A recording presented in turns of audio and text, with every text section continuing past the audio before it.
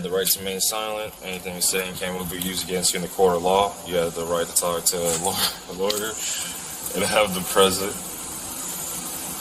with you while you're being questioned. If you cannot afford to hire a lawyer, one will be appointed to represent you before any questionings if you wish. All right. You good, dude?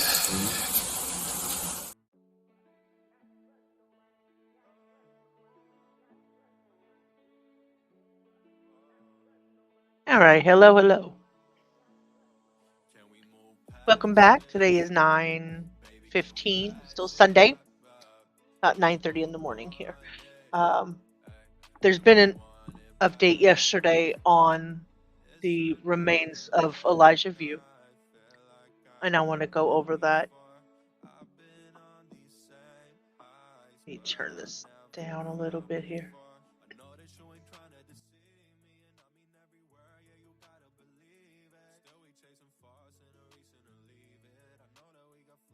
All right, so the remains of Elijah Vue from Wisconsin, the toddler missing since February, was found in a thick wooded area, and they were discovered almost 7 months after people have been searching for them. They were discovered on September the 7th by a hunter who was getting his land ready for the hunting season.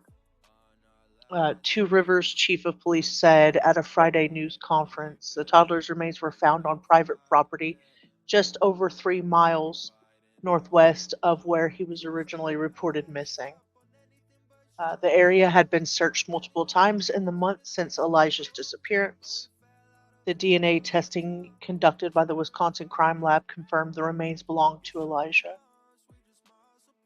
It's obviously not the outcome that we hoped for, said the police chief. The family's devastated. We're devastated. Our community is devastated. Elijah would have celebrated his 4th birthday on August 25th, according to the police department. Elijah was reported missing on February 20th by his caretaker at the time, Jesse Vang, who was in a relationship with his mother, Katrina Bauer, according to a criminal complaint filed in Manitowoc County. Vang told police he noticed Elijah was missing when he woke up from his nap at his home. Vang and Bauer have pled not guilty to felony child neglect and other charges stemming from alleged incidents before the toddler's disappearance. This is what the court records show currently. Let's go over this video.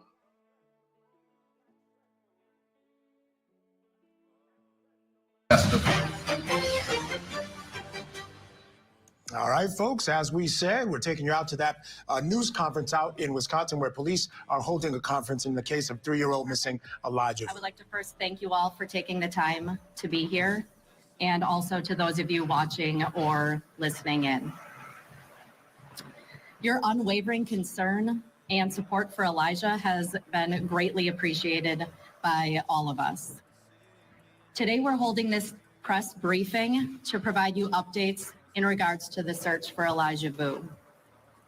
Since the moment that we took the call on February 20th of this year for Elijah Vue being missing, Elijah has been our top priority and will remain our top priority.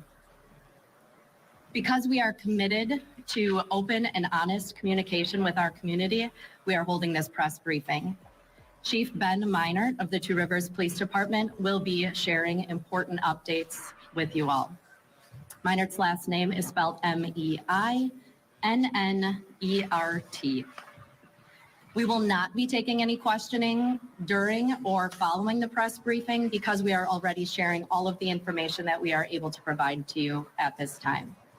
There will be a packet available for you containing the information that Chief will be sharing, and I will provide that to you following the press briefing. Chief Meinnert.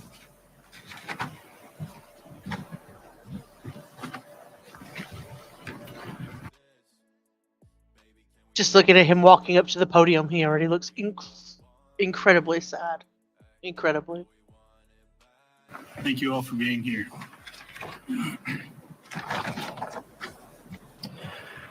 Last Saturday, Sheriff Hartwig called me immediately upon learning his deputies were responding to investigate a report of skeletal remains found by someone in the town of Two Rivers. With night falling near, the entire area was secured while a variety of resources were gathered to investigate. Ultimately, a forensic anthropologist with the Wisconsin State Crime Laboratories was able to confirm a skull and bones as human remains. On Sunday, my staff assisted the Manitowoc County Sheriff's Office, Department of Justice, Division of Criminal Investigation, and the Wisconsin Crime Lab with recovery of those remains and any associated evidence. That that echoing is from their microphone, not mine. Look at that face. Look at that little bitty face. Jeez.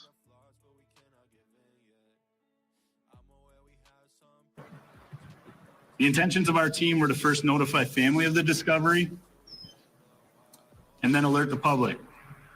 Prior to that, however, reports went out on social media and other platforms, some of which were false and most of which had yet to be confirmed. While we do feel it's important to share information with the public, our first priority is Elijah and the integrity of the investigation, as well as communication with the family. These are the facts that I can share. The remains were found on private property by a person getting his land ready for the hunting season. Think that was a small dig at social media, the way that he stated that? What do you think? It totally could have been.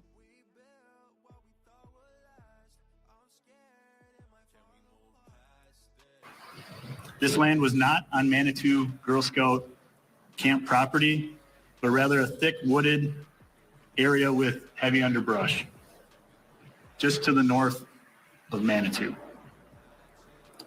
This location is just over 3 miles northwest of where he originally was reported missing. This area had been searched several times, as had been reported, by law enforcement searches, by private searches, by the landowner, by air, and with various search and rescue teams. Despite all those previous efforts and throughout different conditions and changing seasons, we continued searching and even had continued searches scheduled as early as next week. The remains found by the hunter and recovered by law enforcement were taken to the Wisconsin Crime Lab for DNA testing to identify the person. So I did see online where people were posting that remains had been found in that area. I personally didn't see any creators that posted that it was for sure Elijah, but it was the assumption that the assumption was made from the beginning because of the area that the remains were found in the, that, but I don't know where that broke from. It is with a heavy heart that I announce to you today, those remains were identified as Elijah Vue. With that news and following this briefing, the Amber Alert will be canceled. As soon as Elijah was identified, we notified his family. I ask that you respect them and allow them to grieve. The area where Elijah was located is private property, and we ask that you respect the private property owner and avoid that area. This is not the outcome that we hoped for. The family's devastated, we're devastated, our community's devastated. I never met Elijah, but I watched that 3-year-old boy bring out the best in this community. I can't thank the public and our businesses enough.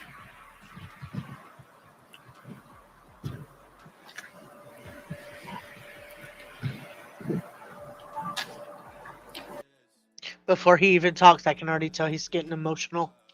That's just so damaging. So damaging to a community. And our law enforcement, they're just people like us.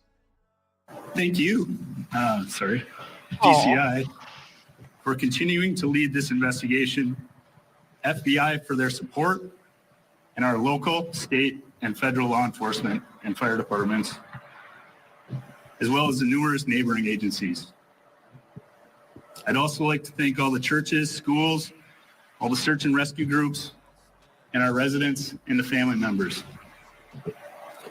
Thank you to all that the various city employees have done The efforts of all of you and many others help bring conclusion to this phase of the investigation. What started out as a search for a missing boy is now a death investigation. Although we understand your desire for information, we can't share every detail, and we must maintain the integrity of the investigation. We know the family and the community has a lot of questions. This is a process that will take a great deal of time, and we'll do everything we can in this investigation to answer those questions. Going forward, we'll continue to share updates provided from DCI and the Manitowoc County DA. We will receive them, and we will continue to be your sole source of accurate information.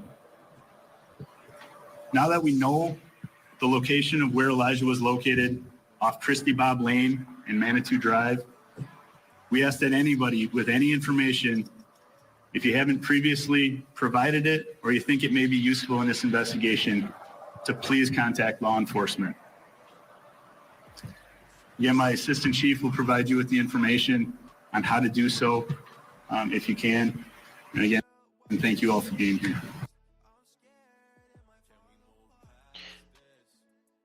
His parents are still, well, but the mom and the partner are still in jail.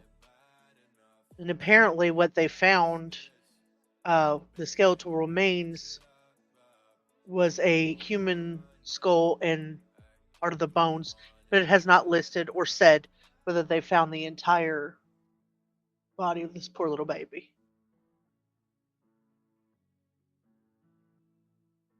Can we expect a death investigation or autopsy? Sorry, as a reminder, there will not be any questions. That autopsy results.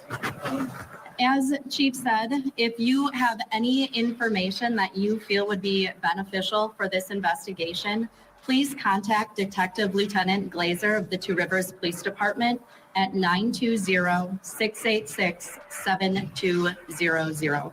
Again, that's Detective Lieutenant Glazer, Glaser, at the Two Rivers Police Department at 920-686-7200. As Chief Meinnert said, we too are devastated by this news. Elijah was a little guy, but he left a huge impact on all of us, and he will not be forgotten. You know, Michael, it's such a double-edged sword. It is so sad to think it's now gone from a missing person to a death investigation. Mm-hmm.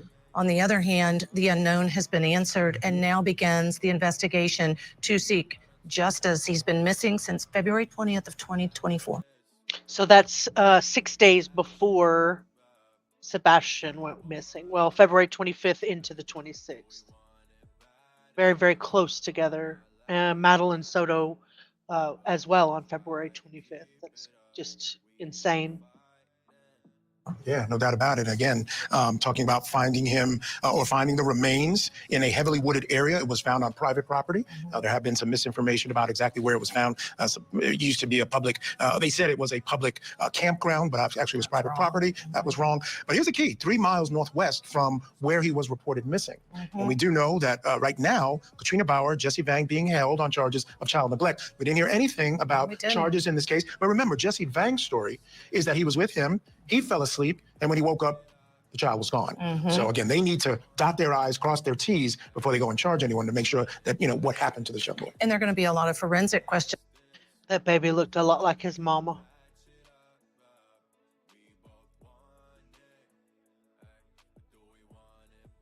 It's crazy. She looks, I don't know if they were strung out. I don't know their story.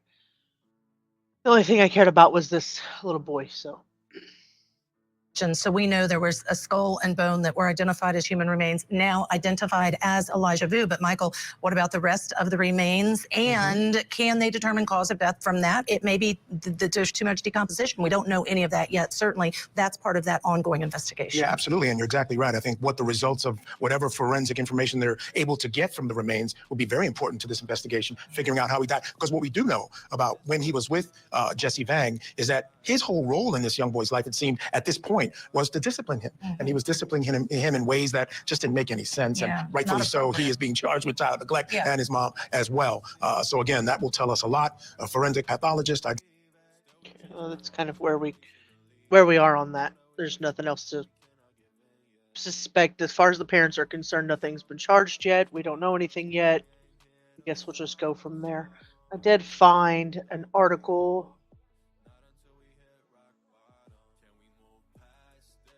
from Wisconsin. It's too close to home. Morning and more questions after discovery of Elijah Vue. And that came out on September 14th.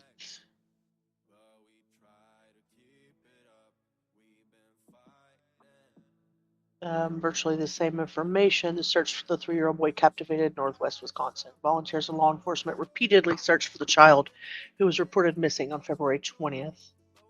A bow hunter was getting his property ready for the upcoming season and found a human skull and bones in a thickly wooded area and called law enforcement.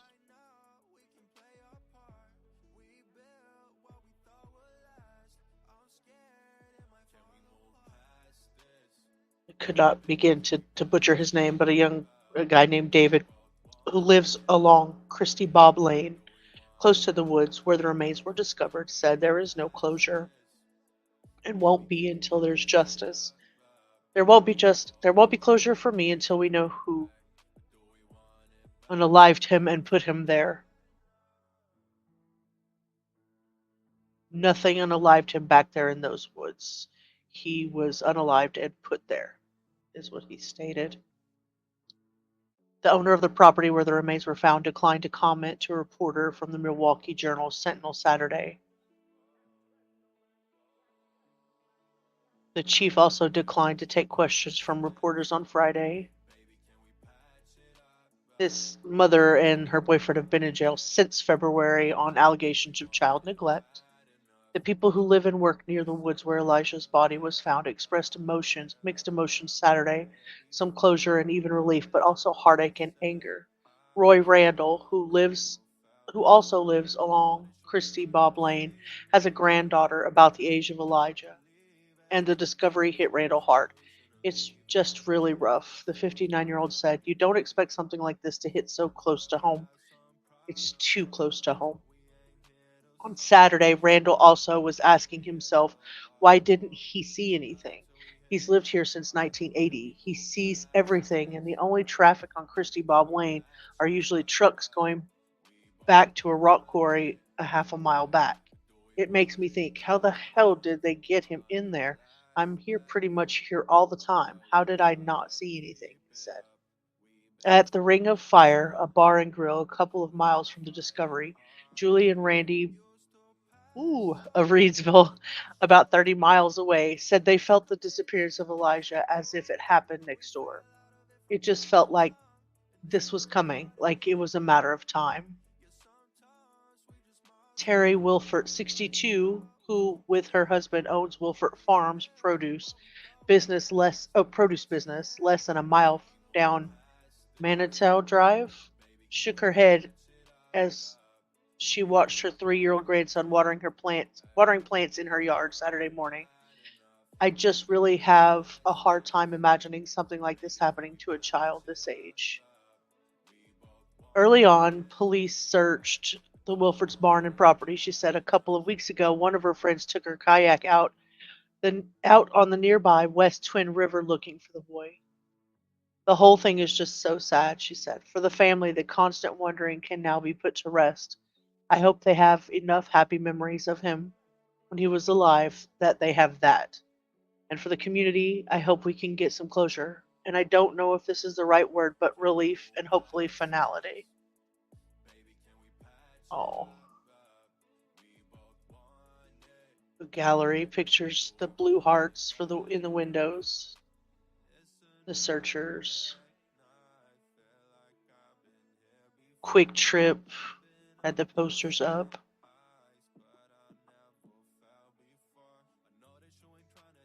I wouldn't even begin to be able to pronounce some of these names. Mika Dow Theater, after attending a meeting for people wishing to volunteer in the search for the missing boy. A sign by St. Peter's, the Fisherman Church, which became a central location for law enforcement helping in the search for missing 3-year-old Elijah Vue, Tuesday, February 27th. Firefighters from the fire department Officials searching in a ditch near Johnston Drive near State 310 during the search. Volunteers listened to instructions before starting the search.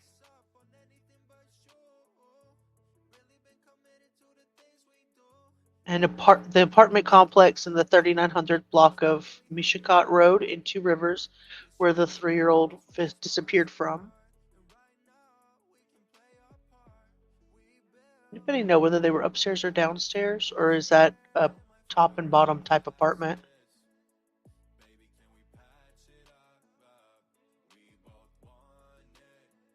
Oh, so this is the grandmother.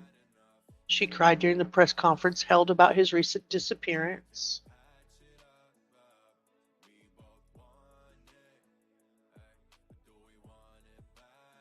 Pictures of the police department.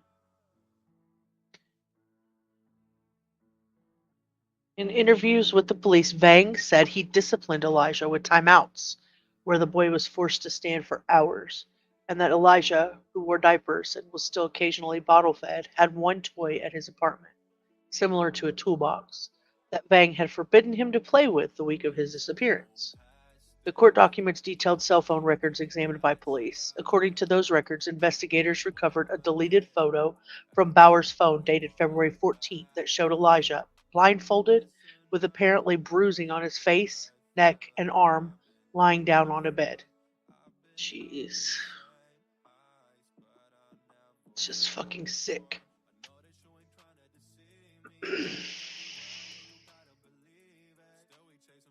In a series of text messages, Vang told Bauer he had given her son a cold shower after the child overfilled his diaper. In another exchange dated February 18th, Vang asked Bauer to trust him, texting, I'm make sure he hates me and being here. She replied, don't want him to hate you, just fear you. He did fear me, but he didn't respect me. Now I'm making him respect me, Vang replied, according to court records. Vang told police he last saw Elijah at about 8 a.m. on February 20th when he had ordered the boy to stand next to his bed and pray. Vang said he fell asleep, and when he awoke hours later, the boy was gone. Vang called 911 at 10:59 a.m. to report Elijah missing. Vang faces one felony count of chronic child neglect as a party to a crime and has pleaded not guilty. His next court date is September 27th, and his attorneys could not immediately be reached Saturday. Bauer also was charged with felony chronic child neglect as a party to a crime, as well as misdemeanor counts of obstructing an officer and child neglect. She's pleaded not guilty, and a state conference is scheduled for October 22nd. Vang and Bauer remained in Manitowoc County Jail on Saturday with bail amounts of $20,000 and $15,000 respectively. Last month, a judge denied Bauer's request for a lower bail. Damn right. At that hearing, Elijah's father, Jimmy Vue, who currently is incarcerated in an unrelated case, asked the judge to reject her request. So her dad's in jail too? Oh, this family. We need answers, and I think Katrina Bauer has the answers, he said, according to media reports. Two Rivers police continue to ask anybody with information about Elijah Vue to call law enforcement. And that's where we're at on that. Nothing else to share on that. Hopefully we'll get some kind of an update and some kind of closure in this case, something that will let us know what it is that we need to do next. In the meantime, just keep him and his family in your thoughts as you go through your day.